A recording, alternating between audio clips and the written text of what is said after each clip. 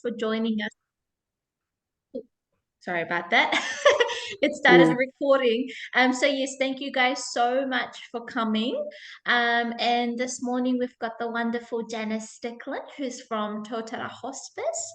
And she's going to be giving us a very informative session around hospice care and everything that goes with it. Is that correct, Janice? Yes, yes. And anything more that anybody would like to know? Wonderful. So I think we'll just go ahead and pass the platform on to Janice, and Janice, take it away. Okay. Oh, well, thank you very much. I've got a PowerPoint, so I'll put that up and share my screen with you, if that's all right. Awesome. Yep, no problem. Sure. So go on. I sort of did see actually. Yeah. Oh, yeah.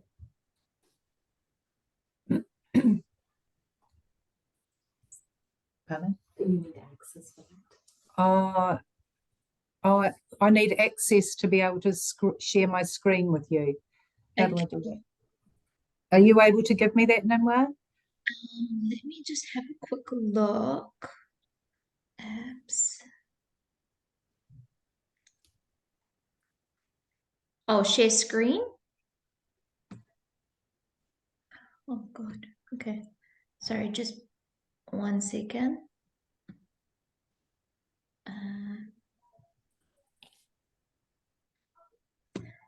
Yeah. Are you able to link it up now, Janice?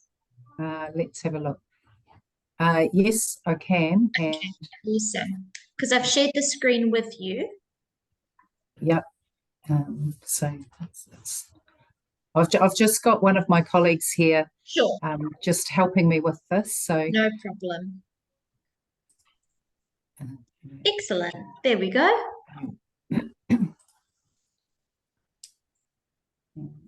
Is it coming? Will it not go?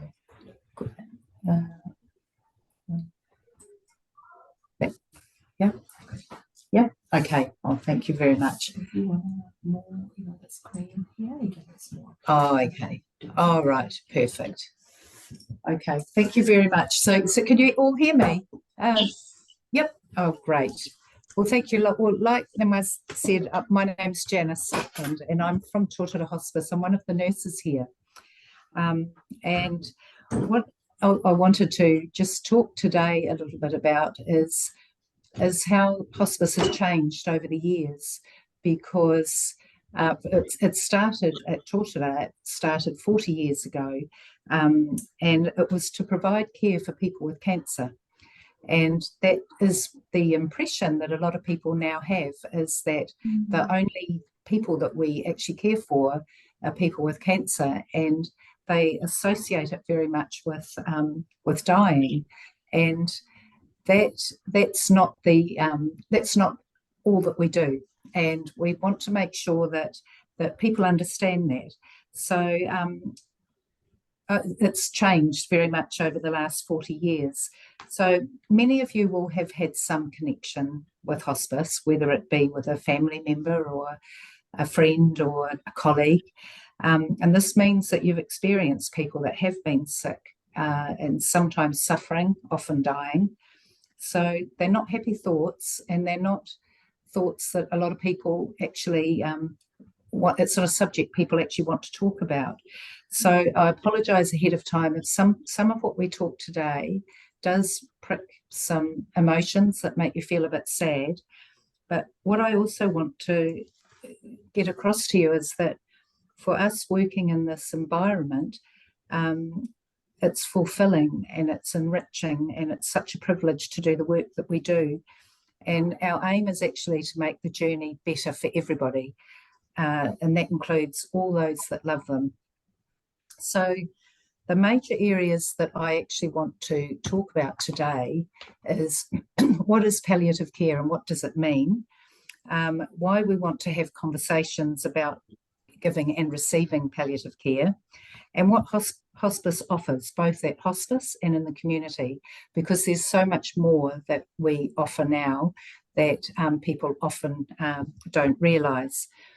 So are the team here that are watching, have they heard of palliative care and been familiar with that term? Is there any nods here? So, and it won't always conjure up nice feelings, and I do apologise for that. But like I said earlier,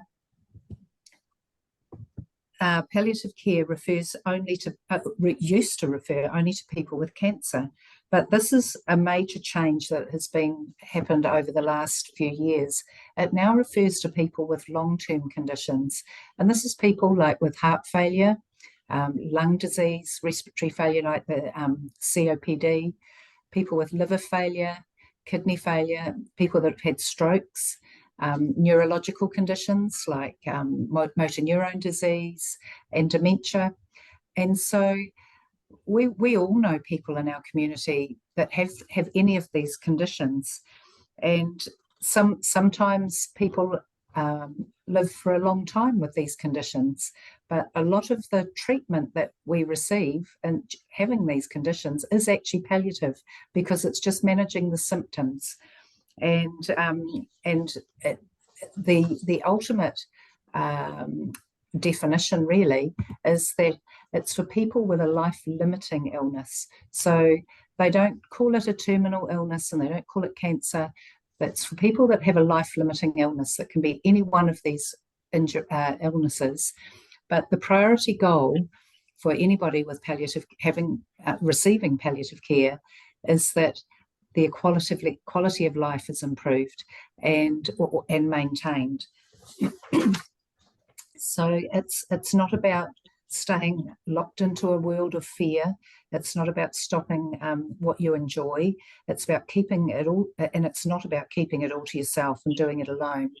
So what we really want is people to understand their illness and be empowered to make decisions for themselves. And we like to have these conversations early so that when people are well, so before people get into crisis, because quite often as people's health deteriorates, the family become in crisis, and being asked to make decisions or speak about what you want with your treatment becomes very, very difficult. Whereas if we think about it now, and I understand last week or a few weeks ago, you had somebody come talking about wills and EPOA, and these are all things that we need to be talking about, and I'm talking about myself included. I'm not saying just because people are in an older age group that they should be thinking this. We all should be thinking this along our pathway. So like I said, the term previously referred to people with many of these medical conditions. But if we think about it early, the risk is sometimes people do have a sudden event, and that might mean that that they become incapacitated, or they become unwell and not able to make decisions, which is why when people are well, we want to be thinking about what people would like for their care. So one conversation we like people to have is to document some of the goals that you have. So some people, we want to say things like, I don't know how I'd be if I couldn't speak for myself. So we understand, at some point, some people can't speak for themselves. So we like people to think, well, who if you couldn't speak for yourself, who would you like to be speaking for you? And who would you like to be there? And if you wanted to go to hospital, or if you were prepared to go to hospice. So there's lots of things to be thinking about in this trajectory of illness. But hospice is made up of several people working together. And I've just got to put a picture. This is our entranceway to hospice. And I don't know if any of you have been here or seen it. Yeah. And it's a lovely building in Manarewa by Totara Park, and it's a 9-bed facility there's a multidisciplinary team works here, and it's open 7 days a week, 24 hours a day. So that was the entranceway, and this is a little courtyard that we have. It's got a cafe that people can come out and bring food out here. This is a balcony looking out over Totara Park. So there's some, lovely. It's a lovely area to be in. And people come here for several different reasons. Some people come because their symptoms might not be managed well, and that might be some pain or nausea, breathlessness, and they can come here and for a short-term stay and have some of these symptoms managed, and then go back home and carry on as normal. But some people do come here for end of life, and we welcome families here to come and be part of the care that your family members are receiving. Sorry, Janice, I just wanted to add in there that my personal experience with hospice has just been so wonderful and so beautiful. The first time I actually stepped foot into the building itself was in high school, when we were offered an opportunity to actually come inside and meet some of the residents, and it was just really beautiful. The atmosphere was just so nice and so welcoming. Yeah, it feels special. Yeah. Oh, well, that's good. I'm glad that that's been your experience, because it's not linked with something positively necessarily. You've got a family member or friend that's very unwell, and so that's what we aim to provide: this secure, safe, and get off there, will you? You're right there, Barbara. Yes. Would you like a cat? Yeah. Was that a cat that came across the screen? It was the cat that came across the screen. Yes. Oh dear. So now there are other reasons people come here.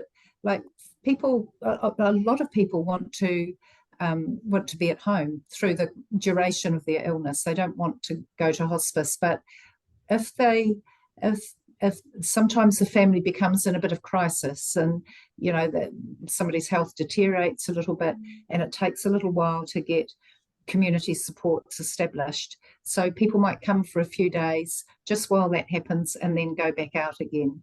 And it just gives people that reprieve to be able to sort that sort of thing out. Now, our catchment area is quite large. You can see here it's the whole of Manukau, goes right down to Drury and out to Orere Point, over here in East Auckland, and then right out as far as Mangere. So there we have about 450 people that are registered with hospice with the life-limiting illness at any one time, and at various stages of their journey. But a specialist team manages all of these people. So that includes the medical staff. There's nursing staff at all levels. So they have nurse practitioner, nurse specialists, registered nurses, enrolled nurses, caregivers. There's social workers, physiotherapists, occupational therapists, and counsellors. They have cultural liaison and spiritual liaison as well. So we also have access to interpreters. It is ultimately a charity, but there is some funding for from the DHB, so that we can provide this service. Janice, Janice, do you have people like for example activities coordinators, or like health promotion side of things to hospice, or is it just predominantly medical? Yep, that we do actually. I've got that's a little bit after just inpatient. But yeah, we do, and that's one of the things I want to make sure that everybody understands. So, this is sort of been the impression of what hospice is over the last 40 years, but it's grown and it developed into so much more. So. This is it's quite timely that you asked that question, because this is sort of the thing that we have. So there's the hospice inpatient unit that I've just explained to you, but there's also the community hospice team, and when you've got 450 people that are registered, obviously all of them can't be in the 9-bed unit any one time, but So there's that map that I showed you is divided into areas, and different nurses are assigned to each of those areas, and they support the patients in the community. So a lot of these people want to stay at home, which is quite right. That we can make that happen, and the community teams support the wishes of the individuals and the family by visiting home, and they provide further community supports such as caregivers, equipment like hospital beds, shower stalls, chairs. They also offer the counselling and cultural support. So any one of that team that were in the list below, previous, they can also visit any of the people in the community as well, so that the people still get that same support. There's also a 24-hour contact number for caregivers or family members, particularly at night, like if somebody's a little bit unsettled and they're not sure, what to do, if they should give some more medication or something like that. It's very easy to ring through to the nurses on the 9-bedded facility and get some advice. And it might be, to give a little bit more medication. It might be, to check out a couple of things. Maybe somebody wants to go to the toilet and they haven't been able to express that. But it just gives them that support through the night, which is quite often the difficult side of being a caregiver.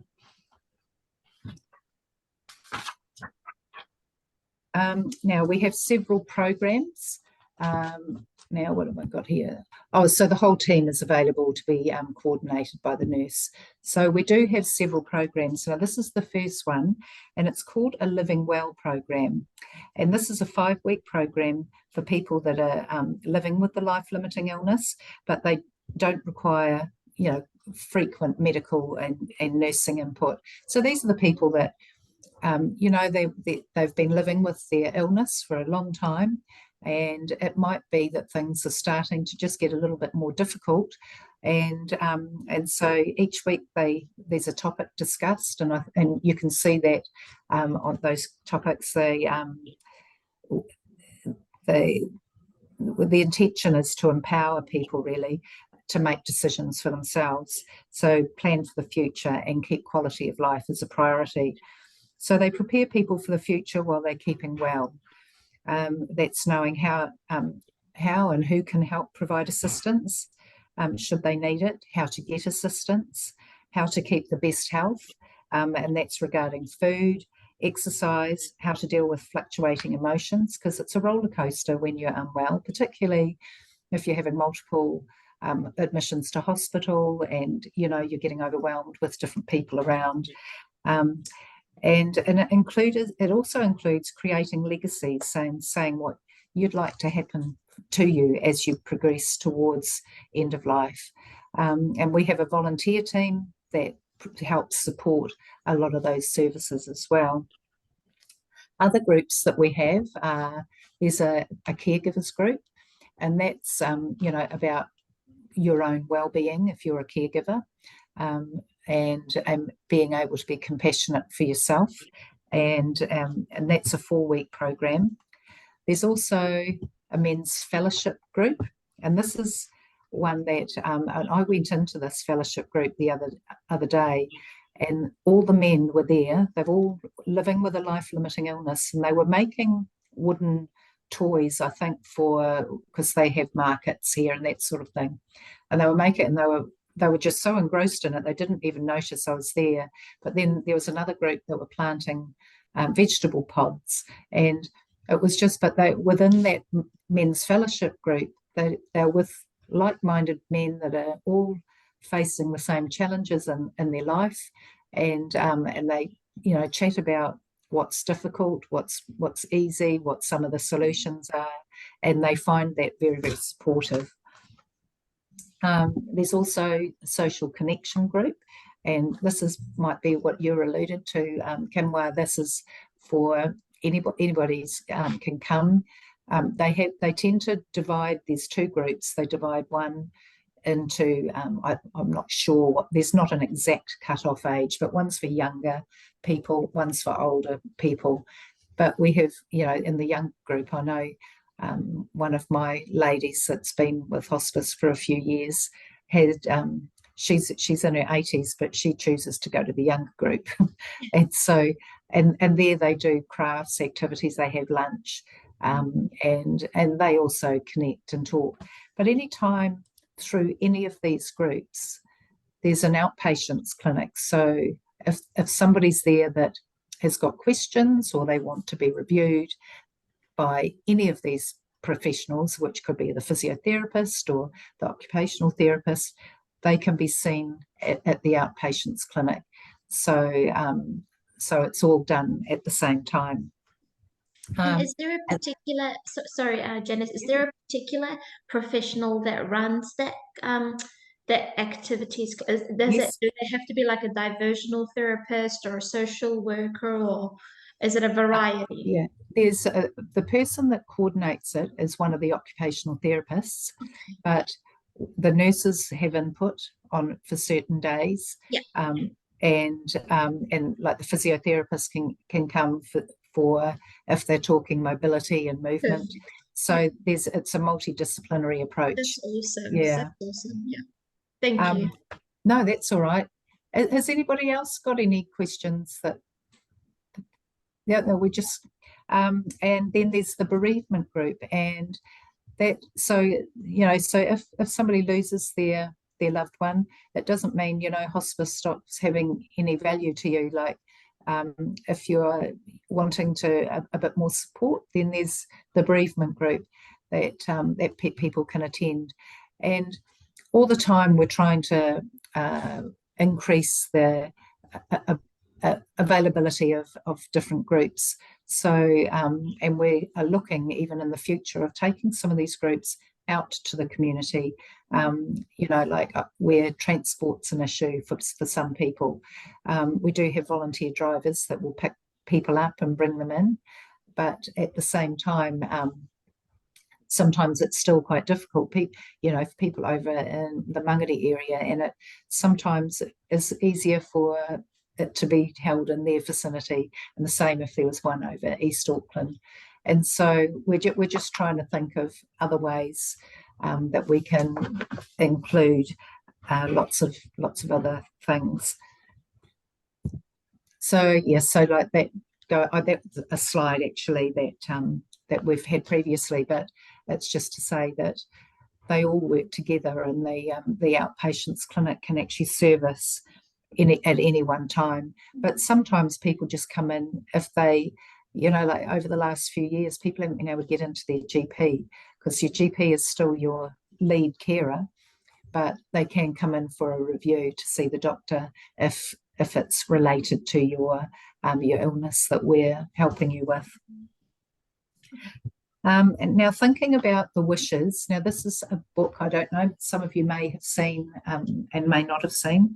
So thinking about your wishes for the future is called Advanced Care Planning, or we like to call it preparation. And this book is a resource for people to consider the future, their future wishes, and whilst they're well. The questions addressed in the book asked, what would you like to happen if you were not able to speak for yourself? Where would you like to be cared for? Who would you like to have caring for you? Who would you like to be visited by? And where would you like to die? And there's some very, very confronting questions, and there's some that are that are easier to answer. The thing about it is, when you had your talk the other week about the EPOA, that's a legal document. So that's for people that they say, I want this person to be able to make the decisions if I weren't able to. And then when that person gets to that point, legally that is transferred over to the person that has been named. The thing about this book is it's not a legal document. It is you writing down your wishes and thinking about it. And what it is it's preparation, and it helps the family towards the end. because it's very comforting as a person that is a survivor that's left behind to know that what's happening for your loved one is exactly what they've said that they want. And quite often, particularly if you've ever had discussions with funeral directors, they ask you a lot of these questions, and it throws you if you haven't had any of these conversations. You think, I don't know, I don't, and it's good to know exactly what it is that people have discussed about. So the last group I want to talk about is the POI team, and that's the Palliative Outcomes Initiative.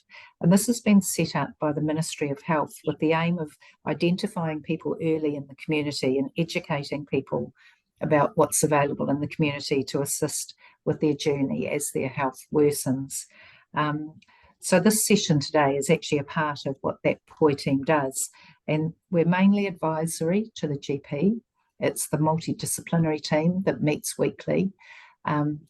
We can phone or visit the people that have been referred by their GP, and we can set up, things that might be needed, but you don't necessarily need us to be a hospice to be involved all the time. But certainly there might be some information that you need, or some equipment that you need, or some advice that you need, and then once that's done, you can carry on without, hospice needing to be involved. So it's a very soft introduction to hospice, if you like. But at the same time, you can attend any one of those groups that we discussed previously. And just so that, I just want to make it very, very clear to you that a referral that is suggested to you by your doctor or practice nurse to hospice or the POI team, nothing is ever initiated without your consent or without the person's consent. So nobody will just refer you to hospice and then we ring up without you knowing it. That's a requirement that you've consented. So if ever one of us ring you up, we always will say, are you expecting our call, or do you know that we will be calling you? And the referrals that are made, they're made by the GP or the practice nurse or a hospital or a specialist team that you're involved in, or you can ask to be referred to hospice. And I just wanted to tell you a little story. One of my friends called me. Her uncle was very unwell, and they'd been to their GP, and the GP said, "Would you like me to refer you to hospice?" And they both said, "Oh no, we want to be able to, stay home. My husband says he wants to stay home, and I want to look after him at home." And my friend rang me up and she said, "Janice, I don't know what to do. I've been to see my uncle and they're struggling." There were things like, she said, he can't get to the toilet, but I don't know how to help him with something to pass urine in, and like he's thirsty, and she described this whole family that weren't coping. And what they didn't realize was that by saying, "Do you want me to refer you to hospice?" was referring to the whole team, and they thought he was offering for her to go to hospice. So they didn't realize that there was a community team that could come and help. They didn't realize that there was equipment that could come and make their journey easier. And as it happened, we got it all installed very, very quickly, and that last week wasn't as crisis as before. But it was a story like that made me think, I need to let people know that if hospice is mentioned to you, it doesn't mean that it's immediately that you're dying. It doesn't mean that you're giving up the care that you're wanting to give to yourself and your family. It means that we're a team that can help make that journey a little bit easier for you. And it doesn't have to be at an advanced stage. It can be quite early on, where some supports and advice are given. But we don't, like, I went to see a man the other week, and I didn't need to do anything, but explain and give him numbers that he could call when he felt the need, but he didn't understand any of what potentially could be available. And that's why I just want the message out there that it's not all doom and gloom. There's lots that we can do to make your journey exactly how you want it to be. All right. Has anybody got any questions that?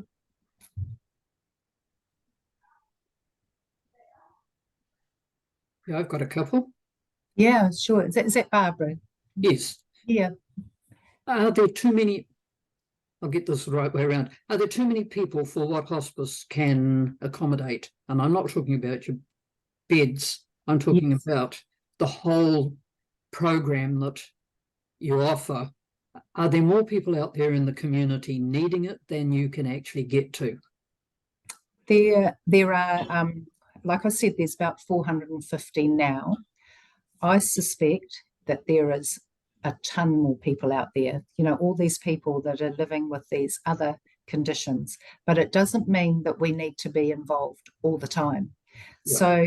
So yes, there it's a pressure, there's staff shortages and that sort of thing as well. So sometimes people might be where once they said people will be referred to hospice. If they haven't got a specific palliative need, like symptoms that we need to assist with, or a family that have got needing a lot of social input, or people counselling, if there's not a specific palliative need, we do manage them through this POI program rather than through hospice itself. But I would say that that there will be probably, it will exceed what we can offer, and we have to look at ways we can manage that. And I think that's what we're doing now. We're looking at the POI program, we're looking at community programs, like having groups together and being able to see people rather than the visiting and the one-on-one. But certainly if there's a palliative need, we definitely can provide that service. Thank you. And another question. I've recently heard of a group in, I think it's Christchurch, and their name is something like "You Will Not Die Alone." Yes, yes, I've heard of that group. Yeah. Has that moved outside of Christchurch? I don't think it has. And one of the things that we are very we always make sure that there is people. We know who the people are that are surrounding people. So we don't have a lot of people that are on their own. People that are at home. There's quite often we get a group of people, like particularly out in the Mangere, Totara, Manukau areas. They Pacific Island and Māori, there's a lot of family members, and so those people are never left alone. We do have people in aged care facilities, but we do try to make sure that there is somebody that is with people when they are at that stage. But that's a volunteer, so that's a volunteer group. But and it is maybe another service that we could look at providing. Thank you for that question. I'll talk to the team about it. Yeah, thank you.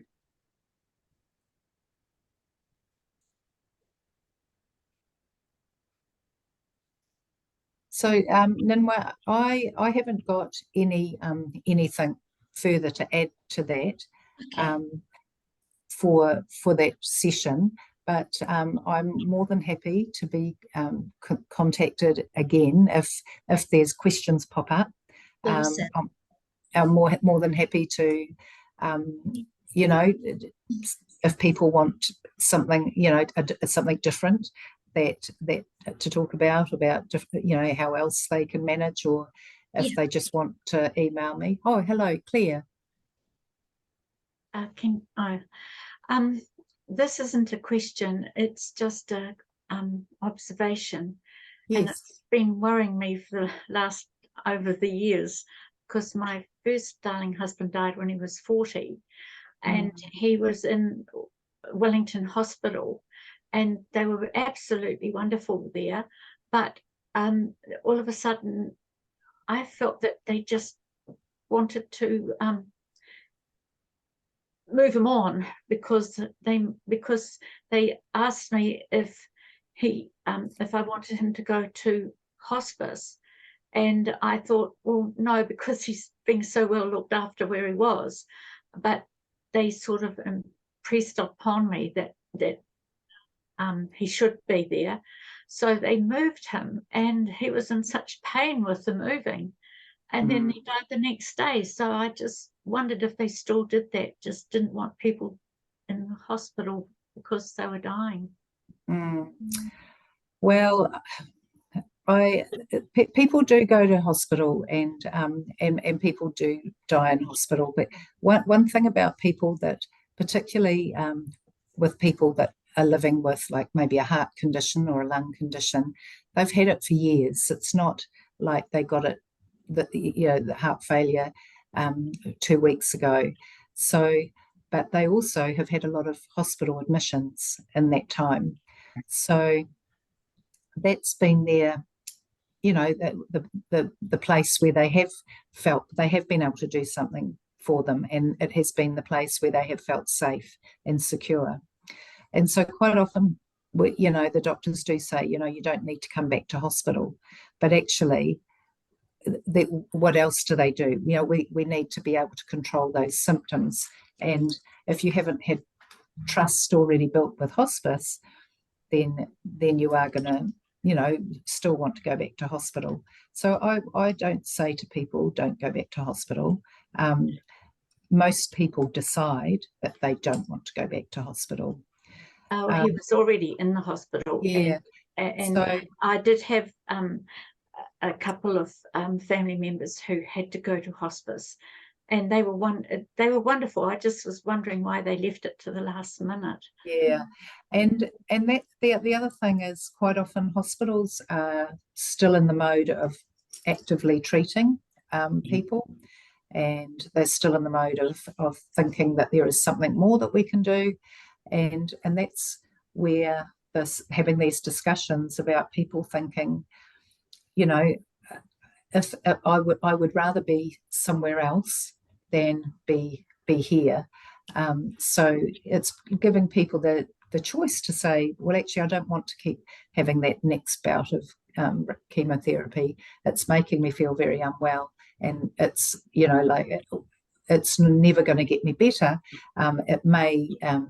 It may shrink the tumor or something like that, but quite often people can say, no, I'm not having any more, and say, I'd like to go to hospice, and that's where where they can best be looked after. But people do get looked after well in hospital, don't get me wrong, but they have a different focus there.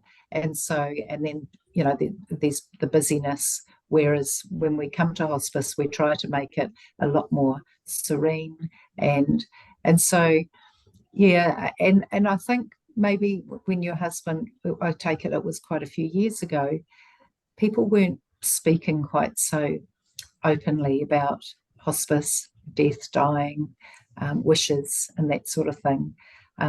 We are bringing it out a lot more now, to the fore. That's great, because I always had that little niggle in the back of my mind. Why didn't they suggest hospice sooner? A lot earlier, because I was on my own with two children, and my mother was dying, and my sister was in hospital. And what a terrible time. It was a bad time, and that's why I thought, gosh, it would be wonderful if he could be like my aunt and my father and go to hospice. But they only offered it 2 days before he died. Well, so people ask for it. Yeah, and that's exactly right. Now, I want people to know that, well, actually, this is an option. And when the doctors come round for their ward round, you know, people say, you know, I can see my husband's not improving, and you're telling me that we're never going to get him better. Would going to hospice be the best option now? And that, you know, like that in itself empowers you to, that rather than have that niggle, because, you know, like that niggle's been with you for a long time now. And I think the whole concept of advocacy just plays such a big role as well. I mean, I know that sometimes, you know, of course, with like nurses and with doctors being, you know, busy and having, you know, multiple patients to look after, it's really important, like how you're saying, Janice and Claire, just to really bring up the question yourself and exploring different options alongside of them. I mean, I remember when my granddad was unwell with cancer and he was staying with us at home, and you know, hospice was really wonderful in terms of, look, we've got a space for you. Would you like to come in to Totara? And at that point, I mean, it really didn't take a long time for my granddad to pass from the time that he was diagnosed. But he said, no, actually, I'd like to stay home. And once again, hospice played such a big role in terms of bringing the right equipment, you know, having a nurse come around daily and do the whole, you know, cleaning his body, and providing the bed was the most important part, because we were just able to really keep him quite comfortable. And they just played such a huge role, but it really was us kind of going back to the GP and saying, look, we're not going to put him in a rest home. He wants to stay home. That's his final wishes. We respect that. But is there any other support we can reach out to? And they said, hey, give hospice a go. And that's where it really just all played out. And that's the thing. We want, you're losing somebody's terrible, and you never get over it. But it's a lot easier to deal with each day if you know that the experience was, you know, because we know we're all going to die eventually, but the experience was supported and positive, and that's what we're wanting to bring out to people, you know, like so that, you know, sure, you do grieve, and you know, like you want them back every day, but like you're saying, Emma, you know, you've got a positive feeling that went with that. Yeah, absolutely. Just one question. I have a need for a couple of advanced care planning booklets, and I can't recall where I get them from. And where is the best place for me to go for those, please? You can get them if you go online. You can if you just advanced care booklet, you can get them. Fabulous. Alternatively, I can send some out to you, Nimwa, and you can distribute them if you want. Sure, absolutely. Yeah, I'll just go online, and thank you. I just couldn't recall where I could get them from. Yeah. A lot of GP practices are having them now as well, and it's I like calling it advanced care preparation, or you know, to take the focus off, but certainly that there is you know, that's very, some of the questions are confronting, and I wouldn't suggest going, you know, starting at the beginning and finishing at the end. I would answer a few questions, maybe read a few more pages, answer, you know, like it's not, it doesn't have to be done in consecutive pages. No, that's fine. These folk that I've been given enduring power of attorney for have already done the declaration that is with their doctors, but this one here I know actually gives more information to Sue to help me do the best possible journey forward. So I just need one of these completed as well. Yeah. I thought HBH gave us some of a different type of book. It was very much along those lines, but it was a big book and it's a bit overwhelming. Your one seems more user-friendly by the sound of it. You're right. I actually think it is a little bit overwhelming, even it's quite a big book. But interestingly, there's a one put out for Māori, and it asks questions that you just write. You don't have to, it's not asking, it's asking a concept rather, and you just write, rather than it's a, you know, if you could not speak, who do you want to speak, you know, like that. And that's what the advanced care booklet is. It's very specific, whereas the Māori one is conceptual. I quite like that one. Okay. Thank you. I've got to say that I've learned a lot today. Thank you. You don't know what you don't know. Yeah, that's right. And you know, if any of you can just take away that there is something more that you can do. My mum's elderly, and she was with a group of people at a Probus group, and one of them was telling her about a family member that they were concerned about, and you know, she said, well, ring Janice, you know, she'll help you with what process to go. But what I ultimately want is, I want you know, you people to out there to know that there's so much more that you can get, that you can be supported with.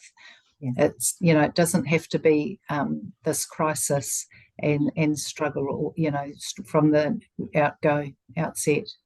Yes. Yeah. Thank you. Any other questions, anyone, for Janice before we let her off? But Barbara, did you have a question? No. Okay. All right. Well, thank you so much, Janice, for coming on this morning, and for just giving us such an empowering talk on hospice and the different kinds of, you know, levels of care that you guys can provide. I really, really appreciate your time. And just sitting here, you know, it kind of helped me to reflect on our experiences with you guys. But honestly, yeah, we had a really wonderful you know, time, and in our journey with hospice was short, but the amount of support that we were given was just absolutely phenomenal. So once again, thank you so much for coming today. And I think also at the same time, I've been reflecting on the different kinds of things that you guys do, and maybe how we could have you come on board again sometime next year to kind of present to more of our members. But I'll definitely be in touch. And if any of you guys who have joined today have any other further questions that you'd like to ask Janice, just feel free to email me your questions, and then I'll forward them on to Janice to get an answer for. Oh, well, thank you everybody for attending. I know that it's it's sometimes it's a little bit confronting, and it's difficult, particularly with you know, having past experience. So thank you everybody, and it's been an absolute pleasure. And yeah, like Memoir says, if you any questions, more than happy. All right. Thank you. Thank you, guys. Thank you. Bye. Bye. Bye. Bye.